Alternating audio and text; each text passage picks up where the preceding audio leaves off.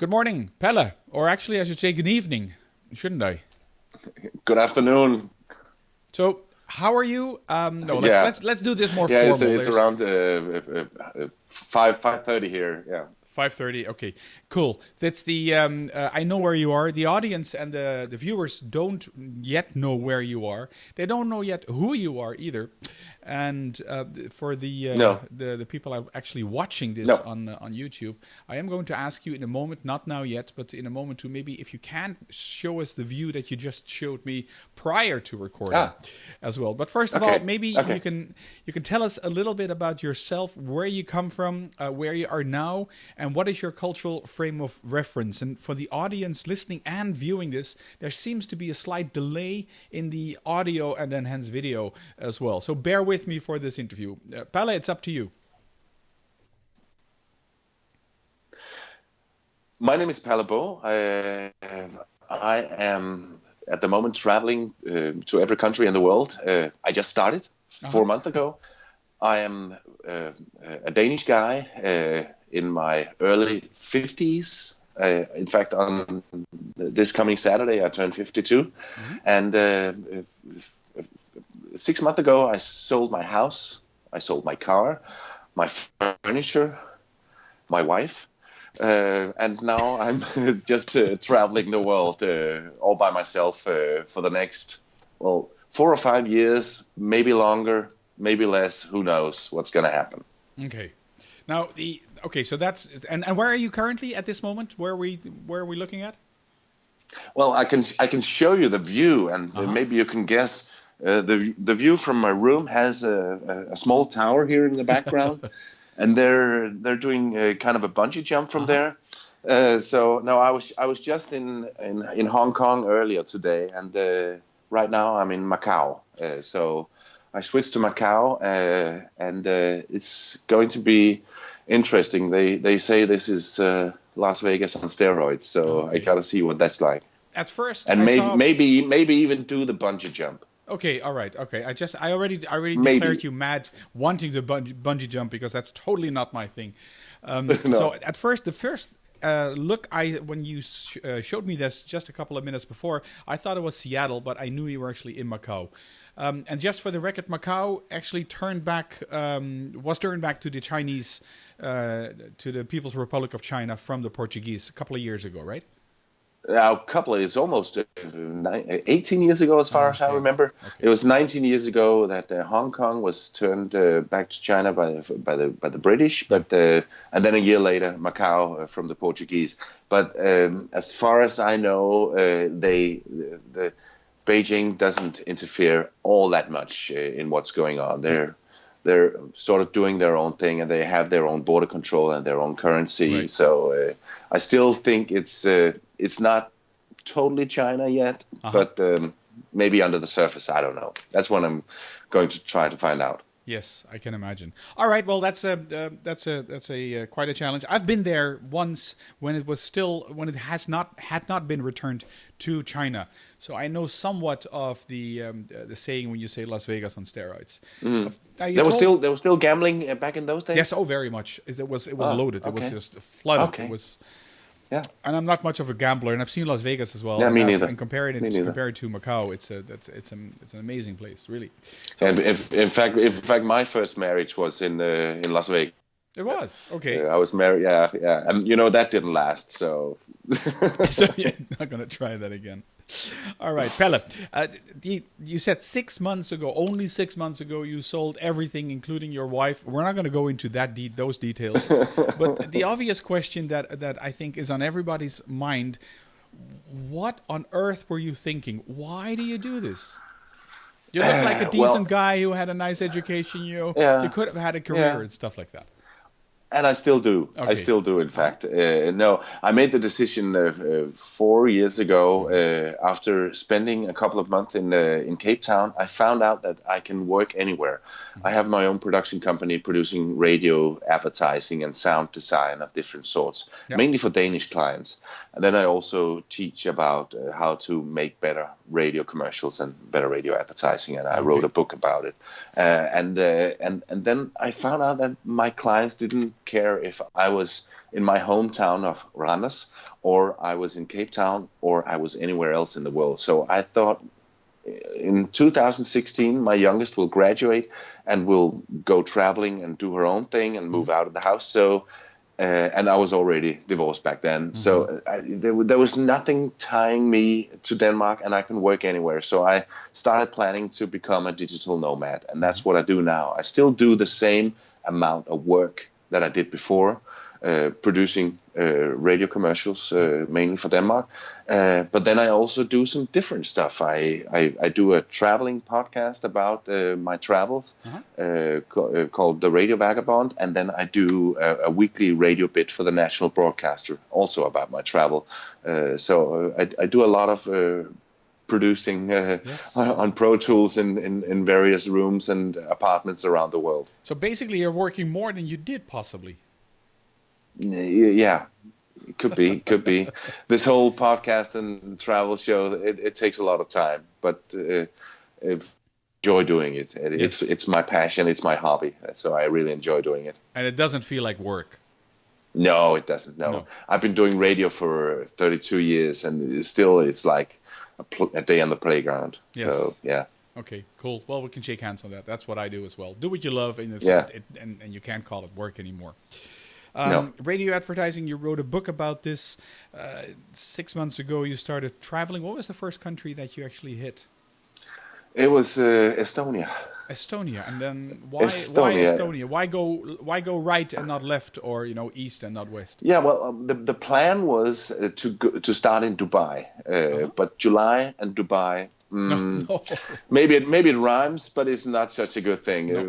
It would be just too hot, and from there to India and the rest of the Middle East also. So I decided to visit the part of Europe that I've never been to. So that was a lot of the Estonians and Latvian and Lithuanian, they would be offended if I call that Eastern Europe, but the eastern part of Europe. Yes. So I did 11 countries in that region, and I had a very detailed plan, very detailed, almost to which days I would be in which country. But after 2 weeks, my plan was out the window. I was in Ukraine, and my next step would be to go to Poland. That was next on my list. But then I have a good friend. He's been on your show as well, Henrik Jeppesen, and he said, "Oh, you got to go to Moldova."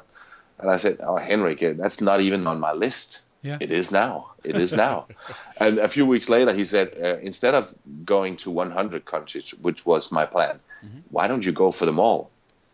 And he gave me this massive speech, 10-minute speech, and I said, "Oh, you had me in the first 10 seconds." So I decided to say it out in the open that now I'm going for all 193 countries. Okay. It's gonna take a little bit longer, and I'm probably going to be an old man before I finish. But that's my goal now. That's my thing that I'm doing. So it's the thing that's I have a question which relates to Henrik as well. And by the way, if you're listening to this podcast and you want to catch up on what the discussion with Henrik was about, that's quite an interesting podcast as well. Just go to culturematters.com, click on the podcast tab, and you'll find that somewhere lurking around as well. If I look at and that's the nice thing about doing video as well, and I need to plug my own show, Palle, as well. You can find the video interviews on culturematters.com/YouTube, and that'll take you to the YouTube channel. If I look at your backdrop, not the view that you just showed us, but this seems like a very decent hotel that you're at. And how can you afford all this? This without revealing your finances, of course. No, I'll reveal anything, Chris. Compared to some of the hotels here, this is decent, absolutely, but it's not that expensive. And normally I don't go for hotels because when you check into a hotel room like this, no matter how nice it is, it's a small table and a bed, maybe 2 beds and a TV. Yes. And that's it. That's not so local. And I want to feel the the local culture when I go to a different place. So it's very rare that I do hotels. But Airbnb and couch surfing in Macau is not that big. In fact, I was looking for an Airbnb, and I found that looks nice. That looks nice and fairly reasonable in price. And then my Airbnb host from Hong Kong looked at the map and said, "Oh no, you see that black line? That's not Macau. That's China." So that was actually in China. I found someone on the other side of the border, and nothing showed up in Macau. Right. There was a hostel, and that didn't look all that nice. I don't mind doing hostels, but and then I found this one, and this was very reasonable in price. So I decided to go for this one. Excellent. But when I'm going to Taiwan next week, I found a very cheap Airbnb, and meeting the local owner and telling me stuff about the country that I wouldn't get if I checked into a hotel. Not the same way. That's true. That's true. I like Airbnbs exactly for that same reason. Yeah. As well. Yes, very much so. Now, you mentioned Henrik Jeppesen, who's also a countryman. He's also Danish, I believe. Yeah. Yes. And you also, before the interview, you mentioned he is also an inspiration to you. Now, he is, I think, by heart, he's 28 or something, and he's done it all, or is close to doing it all. At least he did it all. He did all before he turned 28. So I think he's the youngest in the world who's done it. Yes. But now he's figuring out regions and territories and stuff like that. Yeah. Because they're disputed places in the world as well. Yeah, and at the moment he's trying hard because he when he was so young that he never got around to taking a driver's license, and now he's back in Denmark doing his driving lessons, and he wants to get a driver's license so now he can go driving as well. And he's not done traveling. No. He's almost a big boy almost. So it was so fun. If it's not too much, I spoke to him just when he finished, and he said, "I'm done with traveling now. I just want to be in Denmark." And then a week later, he said, I gotta get out there again. I got to travel. Yeah. So I think when it's in your blood, you'll never settle really down. Yeah, they call it a travel bug. At least that's what in my former company, I worked for an airline called KLM, the Royal Dutch Airlines, and I worked here for 12 years. Traveled the world as well in that job that I had being a consultant. And you had like two kinds of people, and either they were bitten by this travel bug and wanted to go. And others just saw it as a chore, It's like, I have to go again to Dubai or again to New York. Well, I don't want to go. And I'll say, I'll go every time. So I can very much relate to that. I wanted to ask something about which is in relationship to Henrik, but this podcast is about you. He's 28. You're about to turn 52. In your view, when you speak to him, to what extent does age make a difference in experiencing different cultures? That is so funny because we have a very unique relationship because I'm more experienced in life and business. Yes, exactly. So I can mentor him on this. I started my first company when I was 24, I think, and I've started many companies and given a lot of public speaking, and so I mentor him in that way.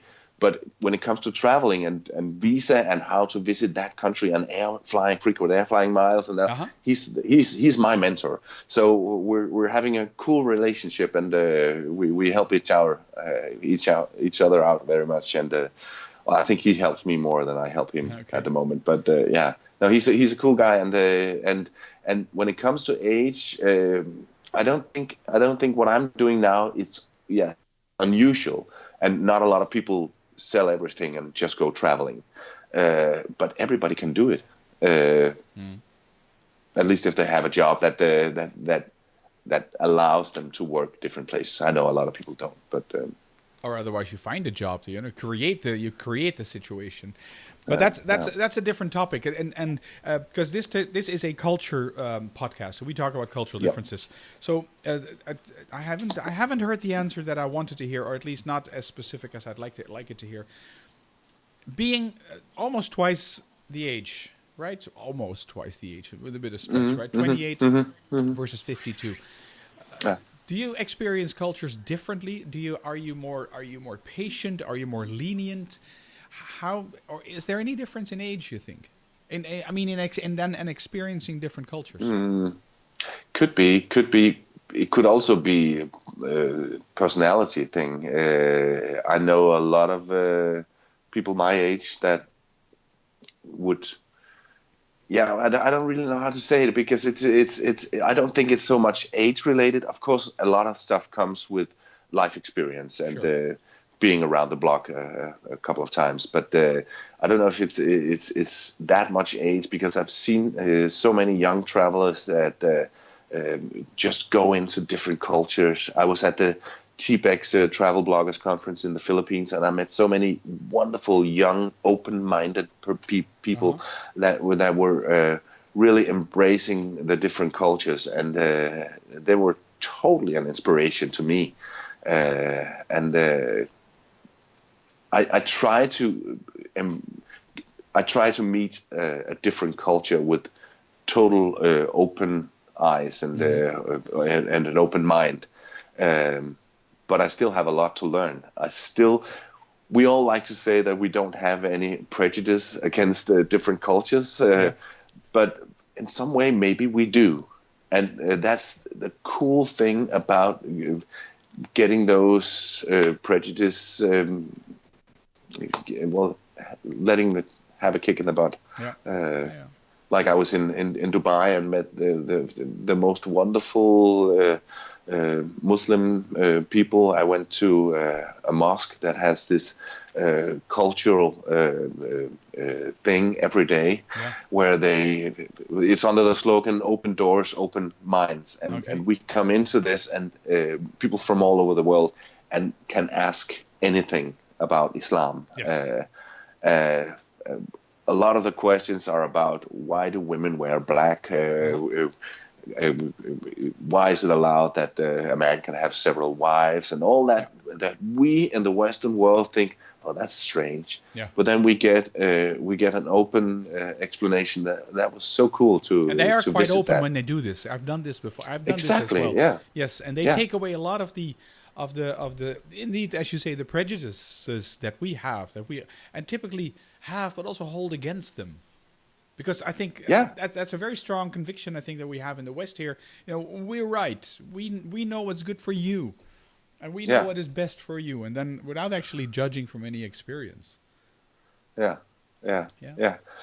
When I was in Philippines, I was also working with sort of an NGO project where we were a group of travel bloggers that were out in the slum helping build houses there and working at a farm. And there was one of these young travel bloggers, a girl from Canada. She said it just the right way on why she travels, and it's like. If more people made friends all over the world, there would be less conflict in the world. And then she said the sentence, "If I know you, how can I hate you?" Yeah. And I thought that was so beautiful, and So that's I try to live by that as well, to getting to know people and make friends all over the world, not just. Expats in the different countries, but really get to meet the locals. Yes, and then I guess that requires an effort as well. It does, yeah. So, and that's one of the things you get when you do couch surfing, and to some degree Airbnb, especially if you have a private room in a not just the whole flat, but you get to meet the locals. When I was in Moldova, I stayed 3 different places. First at an Airbnb, that was sort of a rental company that was doing it. Then I got a stay at a 5-star luxury boutique hotel, which was awesome. And then I had a couple of days with a local unemployed couch surfing host in a not so great area. But those 2 days with that guy, that was amazing, and I really got to see the local culture of Moldova, one of the poorest countries in the world. Yeah, it's always that was amazing. Yeah, it's very interesting. You know, it's a nice dinner is nice, but that in the end that passes. Travel never passes. I mean, the experience you actually gain when you travel, I think it never passes. What is your weirdest experience so far, or strangest, or maybe scariest? What I know, it doesn't have to be negative per se. It can be, but I'm just curious. I mean, tell us a story about that. I I was in the. There's so many stories that if I should pick one off the shelf, it would be at the time I was landing in Kiev in Ukraine. I forgot my iPad on the plane, and it's one of those iPads I can open with my fingerprint. So I thought it would be quite easy to get it back. So I called the airline and they say, "Oh, you got to go to customs." So I went to customs, and the whole thing about this system, they had it in the room back there. But I had to go to an office and fill out some papers and give them my passport, which I didn't bring. And even though I can show you just by putting my finger, I'm the only one in the world who can open this. Yes. So I was in that airport and with the customs in and out for like 4 hours, three or 4 hours, and that was really. Like one of the Ukrainians said, Ukrainian bureaucracy. Yeah, so that was quite an experience, and nobody got hurt. But that was quite an experience. But whenever stuff like this happens, I always think, instead of thinking, "Oh, this is not good," I'm thinking, "Oh man, I got a good story here." Yes. So I am a collector of good stories. Yeah. So they just wrote a new blog post for you. Exactly. It goes right into the podcast. Don't you get like angry when this happens? I mean, when something takes so long, which is so simple, you're going to point it out. It's right there. I rarely get angry or frustrated. In the last few weeks, I've been quite frustrated about the speed of the Wi-Fi that I've had in the Philippines, also in Hong Kong. That was also not so good. Here in Macau, it's quite good. Yeah, and, we're doing great here. We're doing good so far. Yes. Don't do this. He's mimicking for the audience listening on me. He just mimicked and didn't make any audio and any sound like that. Palle, no. So that was a bureaucratic experience, if you want. Have you ever been scared in a situation where you thought, "Oh my goodness, this is not going to turn out well"? No, not yet. You haven't. Not yet. No, and of course, I being the age that I am, that's also something I spoke to Henrik about, that I would probably have it easier in some of the places where he felt as a very young man a bit under pressure. Yes. I think I would be more cool and relaxed about it. I try to use the two weapons that I have. Oh my God. My smile, Yes. and my common sense. And I try not to walk down a dark alley in the middle of the night. And that's common sense. Yes. But like, for instance, when I was going by train from Romania to Bulgaria. Both my Moldovan couchsurfing host, when he heard that, we were texting, and also my Airbnb host in Romania said, "Oh, you got to be careful traveling, because there's pickpockets." And my Airbnb host, he said, "Oh, be careful, burglars." So I was really alert. I locked everything in at that time I was traveling with a big suitcase, which I don't do anymore. I could lock, and all my valuables were in that, and I was holding it very close, everything, and chain locked everything, but there was nothing. Just being open and not being drunk in the wrong place, and being sensible. Yes, makes good sense. So it hasn't, knock on wood, it hasn't happened yet. I really, really hope that it won't happen. But as long as it doesn't kill me, it makes you stronger. That's what they say. Yeah, exactly. Yeah. Don't overstay your visa in Russia. That's happened to me once, and I checked in not knowing anything, and my visa had expired the day before, and they looked and they saw, and you're overstayed 1 day. Step aside, please. And I was locked in a room for a very long time. I did make my flight in the end, but I was the last one in, and they closed the door behind me. Oh, I had some scary moments. So that almost happened to me in Tehran. Okay. Which is not the right place the way you want. I had a plane ticket in and out to speak at a conference, and I got the visa, and I didn't look at the visa. Right. And for some reason, the embassy in Copenhagen, they put a wrong date the day before my flight. But thank God I was invited by the government, really the government radio. So they said, "Oh, don't worry, we'll take care of it." Yeah. But it wasn't until I got it back with a new date that I was feeling safe. But thank God I looked at it and didn't find out on the day. Otherwise, you could have missed it. Yes, exactly. Is there any out of the country? How many countries have you done so far? You said 11 in Europe, but what's the number at this moment? Yeah, well, before I left, I think I'd done already 31 or something, 32 maybe, and then I did 11 in Eastern Europe, and then Dubai and Abu Dhabi, the Emirates. Which is one country. And then I went to the Philippines, and then. I don't even know, Hong Kong and Macau, does that count as a country? I don't. It's kind of a territory. Maybe on territories or independent regions. Yeah. But I wanted to see both Hong Kong and Macau, so I don't care if it doesn't count. I'm doing this for me. I'm not doing it. So you're not keeping a tally. You don't have the number. It's not on your whiteboard behind you. No, I have an app on my phone called Bean, and. I try to update that once in a while and get more and more color on the map. It's always nice, but I got a long way to go. So yeah. But you're so young. Maybe when I'm close to 100, I'll be more cool, accurate. Excellent. Excuse me, I just wrote that one down. The app Bean as well. That's BEEN, right? That's right. Okay. It's an amazing app. Okay, cool. I'll check that out as well. It'll be in the show notes as a link as well. Out of the, say, 30, 40, 50-ish countries, that's my guesstimate at this moment. Is there any country that you would like to live? I mean, suppose you're... This is it now from the list that you've visited. Which country would you like to revisit and possibly stay and live, other than Denmark?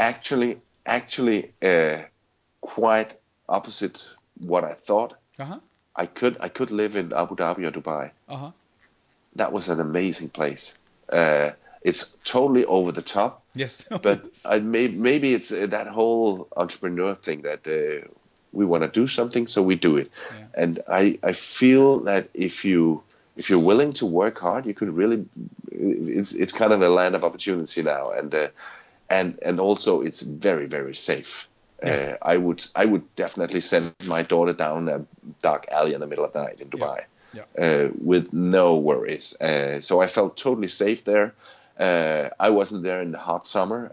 It was hot, yes, but it was bearable. But everything just seems to work. Yeah. And people of different religion and different cultures living side by side. Yeah.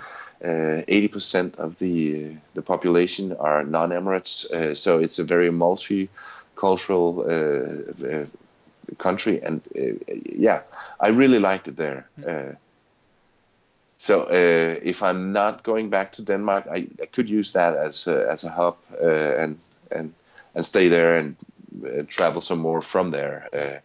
Because it's also a pretty good location. I'll come and visit you. It's one of my favorite places in the world as well. I love going to the Emirates. Yes. Yeah. Very much so.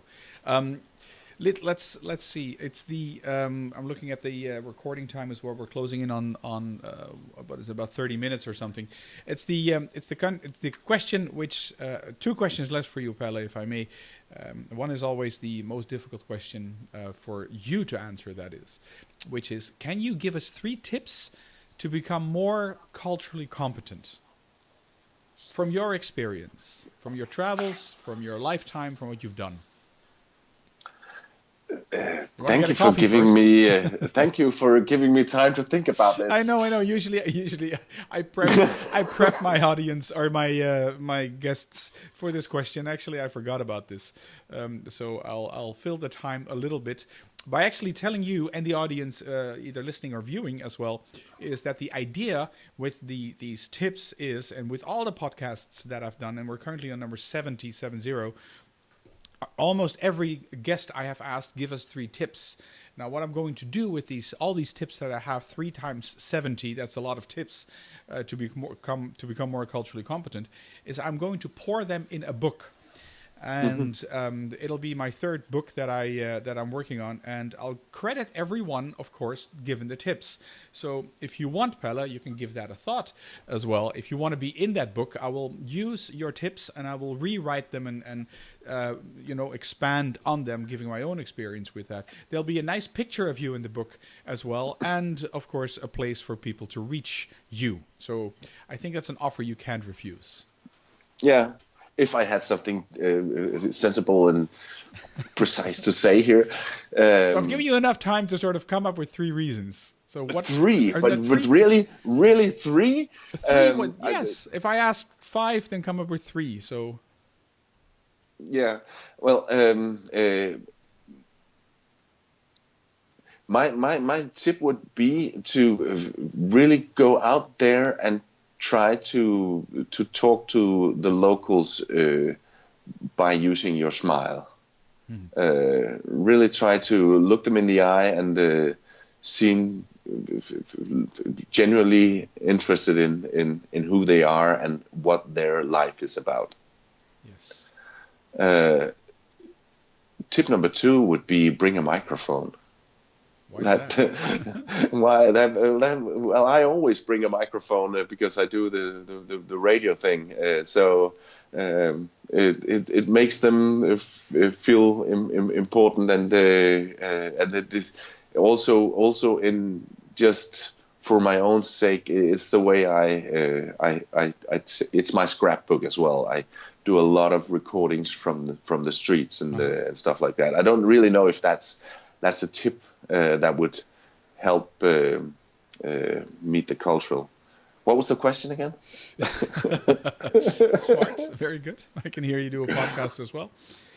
Give us 3 tips, Palle, to become more culturally competent. What in your lifetime, in your experience, in the travels that you've done so far, you said you have 2 weapons, you call it your smile and your common sense. And you've used the first one, the smile, in tip number 1.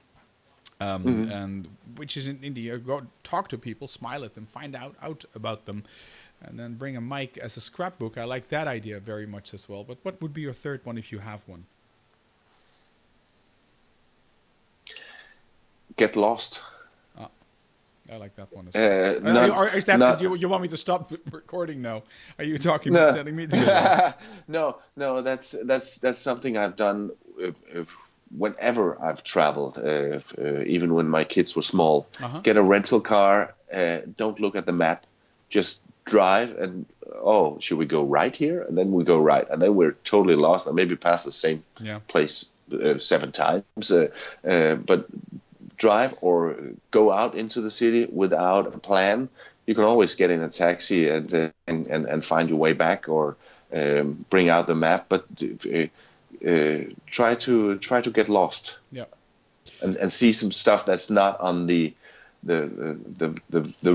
suggested route that you go.